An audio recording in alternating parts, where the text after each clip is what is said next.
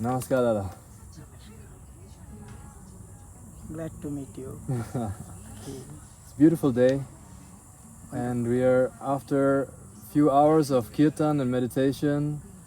It's a tiring day, but I'm glad you took some time to answer some simple questions. Hopefully the answers are also simple. Let's see. I will make sure that people can hear you. Okay. And Can you hear me? yes, I think so. Okay.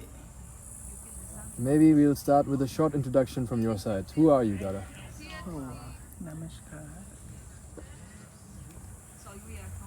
I'm Acharya Ragamayananda Avadhuta, and I am a whole-time monk of Ananda Marga mission. This is my short introduction, Perfect. and this is the 40th year I am as a monk working in this mission. Very little time. Yeah. Half a lifetime. That's true, but there are senior monks who are even 50 years, 60 years, people are there. So I'm a very junior one. Yeah. Do you remember the moment when you decided to become a monk? It's a very interesting question you are asking. One day before, just one day before, I have not decided that I will be a monk. I went to attend one DMC where I saw Baba, and suddenly a feeling came that I should become a Dada, a monk. And this desire get stronger and stronger. Immediately I could not able to be in 3 days of time, but it took me 1.5 month almost, and then after I become a Dada. Wow. Yeah. When you say Baba, you refer to the Guru of Ananda Yeah, Marga? he's my spiritual master. Yes. So nice personality. I have never seen in my whole life anywhere in this planet, wherever I travel. Wow. Such a attractive, magnetic personality. It's enough if you'll see him or if you'll be close to him, all of your, the fatigues, or you can say the depression or any kind of tiredness, everything it is, no time it disappears. Wow. Yeah. You're very fortunate that you got to meet him, and I also met him once as a 1-year-old child. So I'm also lucky, Very lucky. but a lot of young people here at this meditation retreat, they have never met the Guru, but still they have a relationship with him. What is your advice for those people who have never met this Guru and still are learning from this Guru? How to build a strong relationship with the Guru if you've not the opportunity to meet the person? Very good question. Of course, Guru is a power. It is not like of course that power is always working. Just like Earth has magnetic power. Anything is going upward, it has to come down because it has having the gravitational power. The gravitational power is always there. Similarly, it may be visible, may not be visible, but it is there. But it is visible when you are throwing some stones upward. Then you can see that the gravitational force. But if you are not doing anything, also the same thing, it is there, but it is not visible. But the power is there. Similarly, Guru is also, when he comes by himself with the human framework, we called him as Guru. But when he is not there in the physical form, also the power is always there. And you can feel it whenever you are meditating, when you are following his rules and regulation, what he has given, how to progress in the meditation. Just follow it, and you will be delighted, and you will be so excited, and you will be blissful.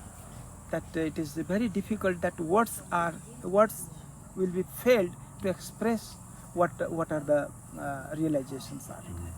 So the general strategy is simply try out the advice, Right. practice it for some time, and then you will see that there is a lot of value, and you will start to build a relationship with the source of that value. You will feel it from the first day itself. You don't have to wait for a long time. I've been doing meditation for 20 years maybe. And still there are some things that I don't understand, that I don't get, that I don't feel the benefit. I do like your Inquisitiveness. approach. Very good. But you compare with the same story what you are saying now. 20 years before what was your question and what was your mindset, what was your balance, how you are looking into the how you are viewing in that situation 20 years before. But if you are measuring yourself now, the scale will say tell you you are 100 degree above what you are before. I see. That is the thing. That is true. It's impossible to measure the progress No. there. Yeah. Anything, this is a very interesting thing in the spirituality. As much you are getting, as much you will get, still you will think that I have not got anything. Nothing has changed. Same It seems to be like that, but Yeah. it is not true. Not true. Right. A lot of people have a problem to accept the guru Yeah. because they feel there's another human. Lots of humans are there. Lots of people say lots of things, and the ego is hurt if there's one human that is way more powerful and more knowledgeable than you. So the ego does not accept that there is another human that I should follow and trust. That's why a lot of people they don't follow the advice because they say maybe he's right, maybe he's wrong. I'll try for half a day, and then there's no effect. I guess the solution is just to say, let me just try for 1 week, for 1 day, like you say. Just for 1 day, let me try the full program, the full actual meditation. And then they'll see the effect, right? That is sure. You see, my brother, you are telling very practical questions. I appreciate you. The thing is that, you see, we have to understand what does guru mean and who is a guru. If we are very clear about this point, then you don't have any ambiguity or any doubt or any question or anything to surrender to guru. Guru it is a Sanskrit word which it having several meanings. Okay, and one of the very important guru means one who is controlling everything, controller. Even this we have a human structure. Everybody knows that all the spiritualists of the world, they knows that there are 9 chakras in our body. That's true. And the one of the important chakra, the highest chakra of the body, people say it crown chakra or sahasrara chakra, but the sahasrara chakra, it is above the crown. It is not inside the body. And inside the body, which is responsible to control the whole structure, that is called guru chakra. Guru means master. Master means who is controlling everything. Even all the we have millions of cells in our body, and every cell has a nucleus. Okay, and all the nucleus, they are controlling the small cells. Even though they are controlling the small cells of their jurisdiction, still they also need some guidance. They also have some problems to be solved. And all these problems are coming to only one point in the body, and that is called Guru Chakra. And from there, they are getting all the guidance. All messages are going passing through that Guru Chakra. So that one who is controlling everything, that is called Guru. So knowingly, unknowingly, we are going to Guru Chakra whenever we are in difficulty or problem. Whenever problem comes, what we do, we just close our eyes and we just try to think deeply. Where we are going, our mind is thinking above this point, and above this area means this is the seat of the mind, and above all this is area of the Guru. So we are going to get the assistance of Guru. And if any particular person having that capacity and that quality who can guide you even better than that, then we used to in philosophy, in the spirituality, we accept them as Guru. Just like a student of physics, whenever the student is going to the university, the professor's knowledge is far better than the student what he has. Automatically, when they are attending the class or the talks of listening to them, automatically they are getting some new and wider and bigger ideas, and they are ready to do anything and everything for the professor. And they accept, knowingly, unknowingly, they accept the professor is their teacher or something.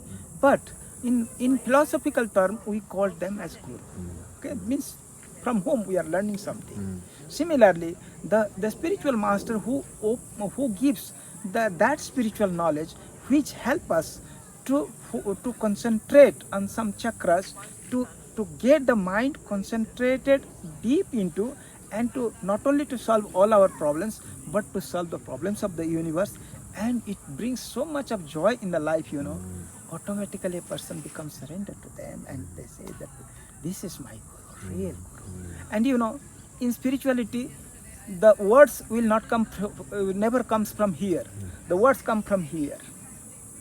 You don't have any other words. Yeah, that's the We thing. have only two words. That is the grace of the Guru. That's a very important aspect of spirituality, that words do not suffice. So no, all the talking we can do here for hours, it's not going to get to the essence. No. You have to practice and feel it. So meditation ultimately is that process whereby you feel it and you get internal, not understanding, but something else of unity. And this unity, a lot of people try to reach it by doing mindfulness, by doing breath exercises. For me, you know, even just breathing is first step to feel unity with the universe. Right. Because when you breathe, you feel, oh, the world is breathing through me. It's the nature that's breathing, right? I cannot control my breath fully, so it's nature that's moving through me. And then I feel already connected to nature. That for me is the first step of meditation. Would you agree? You are very correct. All you know, all the you know, entities, or you can say the creature of this universe, those who are living creatures, my point is, who are the living beings, they all are doing double work at a time. One is called primary work, one is called secondary work. The primary work is breathe in and breathe out. And secondary work, you may be eating, sitting, whatever, reading or jumping or dancing, whatever you are doing, that is the secondary work. The primary main work is the breathing. And nothing can be done without breathing. And if the breath is fast, then one can do the material work. Suppose you are running. If I'll come with a book to read, you are running very fast, and that time I am bringing a book, just read it. You are not in a position that you can read it. So fast breathe helps to do the physical work or material work. And the slow breathe, it helps us to think, to know, to remember, to decide, for judgment. All these works, they all the subtle works, or the higher works, it used to be done by the slow breathing. Okay, so it is the meditation. The first step, it says to slow down your breathing. Okay, then after, if you make it so slow as possible, and a time will come, and it will look from outside that you are as if you are not breathing at all. You are breathing so slow and slow. It is breathe in slowly and breathe out so slowly that it looks to be that you are not alive because you are not breathing. It seems like that, but it is not the case. My Acharya says you should be like a stone. Yeah, it is like that. So if you are reaching to that stone, that stage of stone, statue, you cannot believe. You have no words after that. You will not like to talk even, because meditation, all the energies, they are concentrated internally, and they don't want to be externalized. And that is the called, when the all energy of ourself is somehow they got concentrated or brought into a point. That time, our state of the mind in such a higher level that even hundreds of problems seems to be no problem for us. Okay, so this is the thing that the meditation is a miracle. Absolutely. And then the next step is to connect the breathing to the mantra. Yeah. And with the breath, you program a mantra into your mind and into your consciousness, so that every time you breathe, almost all day long, you are unconsciously repeating the mantra because it's linked to the breath. Could you say it like that? Right. Yeah. So that's why I feel I'm constantly meditating, because I've programmed my mind to, when I breathe, to say the mantra. So it's going on all the time in the background. That is the beauty of meditation. The real meditation, it has very small mantra. It should not have a long mantra that it will be difficult for you to repeat with the breath. Because there are two types of repetition. repetition, either you have to repeat with the breath or you have to repeat with the mind. If it is a long mantra, then you have to repeat with the mind. If it is a small mantra, you can repeat with the breath. Just 2 letters, one in the inhalation, one in the exhalation. Correct. Finished. Correct. So if the mantras are so small, and these they are called the Siddha mantras, or they are called the powerful mantras.